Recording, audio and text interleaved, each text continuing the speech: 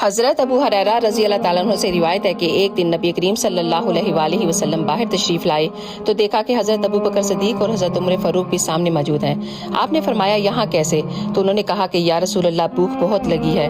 تو آپ نے فرمایا میرا بھی یہی حال ہے، اللہ کی قسم جس کے قبضے میں میری جان ہے میں بھی بھوک سے بے حال ہو کر ہی باہر آیا ہوں۔ کہا چلو، پھر تینوں چلے اور چلتے چلتے ایک انصاری کے گھر پہنچے۔ انصاری گھر میں موجود نہ تھے۔ ان کی بیوی نے آپ کو دیکھا تو خوشی سے نہال ہو گئیں۔ اس نے آپ صلی اللہ علیہ وسلم کو مرحبا کہا۔ آپ نے پوچھا کہ انصاری کہاں ہیں؟ تو اسی وقت انصاری بھی آ گئے۔ جب آپ کو دیکھا تو بے اختیار پکار اٹھے، الحمدللہ آج مجھ سے بڑھ کر کوئی میزبان نہ ہوگا۔ فوراً کھجوریں اتاریں اور آپ کو تناول فرمانے کے لیے کہا۔ پھر بکری کو ذبح کیا اور اسے پکا کر آپ کے سامنے رکھا۔ پھر تینوں نے اسے نوش فرمایا۔